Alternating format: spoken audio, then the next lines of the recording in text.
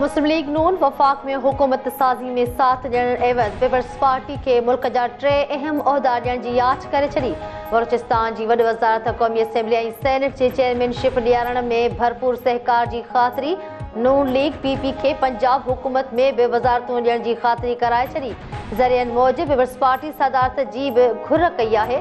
मुशावरत ऐं हतमी फ़ैसिले लाइ आसिफ अली ज़रदारी सुभाणे सेंट्रल एग्ज़ीक्यूटिव कमेटी जो इजलास तलब करे वरितो।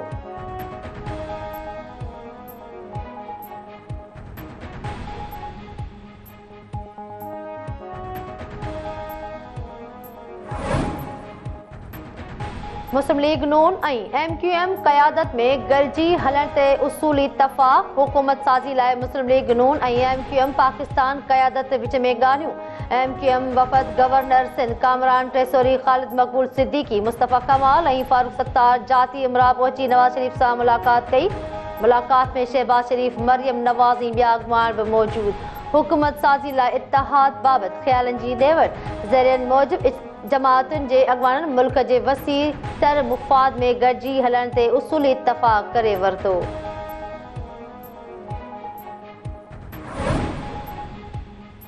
मरकज़ में हुकूमत ठाहिण लाइ सियासी जमातुनि विच में राब्तनि ऐं जोड़ टोड़ जो सिलसिलो जारी। ज़रियनि मूजिब नून लीग ऐं पीपल्स पार्टी क़यादत विच में ॻाल्हियूं हलंदड़। आसिफ अली ज़रदारी ऐं नवाज़ शरीफ़ विच में अॼु मुलाक़ात जो इम्कान। नवाज़ शरीफ़ अॼु काफ लीग सरबराह चौधरी शुजात सां बि मुलाक़ात कंदो।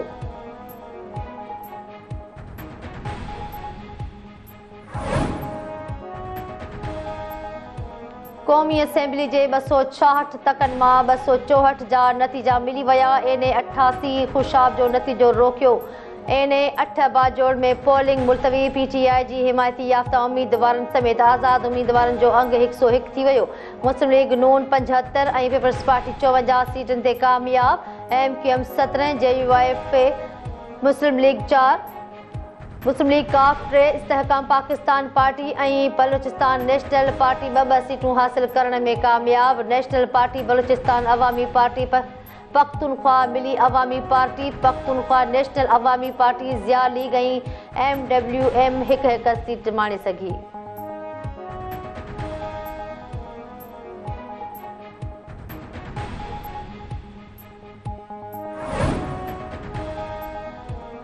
आज़ाद उम्मीदवार वॾे अंग में नून लीग में शामिल थी रहिया आहिनि। लीगी अॻुवान उज़मा बुखारी जी दावा चयाईं आज़ाद उम्मीदवार पार्टी नाहिनि हूंदा। चूंडुनि में अवाम नून लीग ते भरपूर एतमाद जो इज़हार कयो आहे।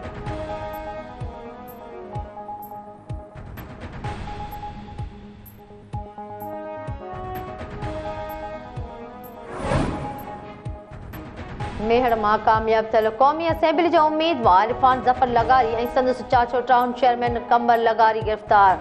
मेहड़ जे B सेक्शन थाणे ते दहशतगर्दी एक्ट तहत केस दाख़िल कयो वियो। FIR में क़ौमी असेंबली जे कामयाब इरफान ज़फ़र लगारी, संदसि भाउ अॻूणे MNA इमरान ज़फ़र लगारी, सीता रोड टाउन कमेटी जे चेयरमैन कमर खान लगारी समेत 200 ॼणा जवाबदार नामज़द।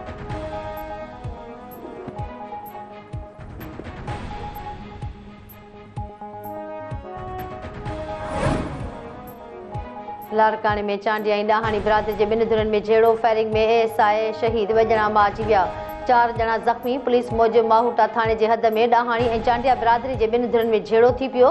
पुलिस मूजिब सियासी जलसो कराइण जी ॻाल्हि तां धुरनि में झेड़ो थियो। फायरिंग दौरान पुलिस मोबाइल में गश्त कंदड़ ASI सुल्तान शाह शहीद थी वियो। धुरनि जो हिकु ॼणो मोहम्मद हसन चांडियो ऐं इमरान ॾाहाणी मारिजी विया। पुलिस वाक़िए वारे हंधि पहुची फायरिंग बंदि कराई। निगरान वॾे वज़ीर जस्टिस रिटायर्ड मक़बूल बाक़िर नोटिस वरितो। वाक़िए जी रिपोर्ट तलब।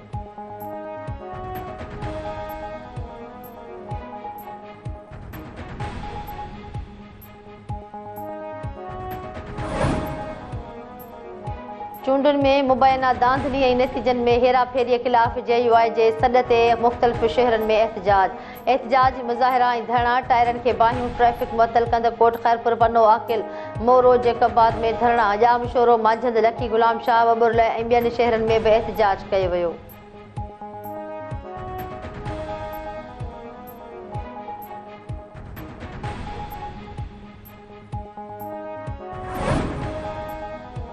घोसपुर के कचे वारे इलाके में पुलिस जो सर्च ऑपरेशन। जमाल थाने के हद में मुगविन की बाज़ियाबी लाइ बहलकानी भयो गैंग खिलाफ ऑपरेशन किया पियो वञे। धाड़ियलनि के ठिकाननि मोर्चन के बाहि एसपी कश्मीर मौजब डोहरनि खिलाफ ऑपरेशन में जदीद मशीर नीर समेत पुलिस की वडी नफरी हिस्सो वठी रही है।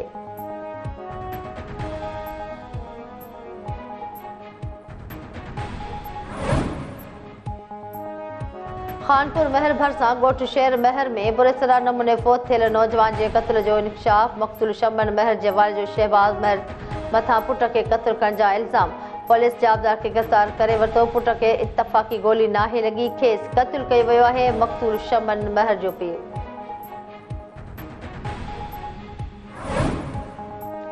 इसराइल जा फलस्तीन ते हमला जारी। यहूदी फौज जो रफ़ा में एक घर गाड़ी ते हमलो। 5 फलस्तीनी शहीद। दिल बला में हमले में औरत सूदो 4 जना शहीद, केतराई जख्मी। इसराइली फौज खान यूनिस में रिहायशी ब्लॉक टाहे पट करे छो। ओलह पट्टी में फायरिंग सबब नौजवान शहीद। गुजरल 24 कलाकनि में 117 फलस्तीनी शहीद थी विया। गज़ा में शहीदन जो अंग 28,064 थी वियो। 67,111 माण्हू जख्मी थी चुका।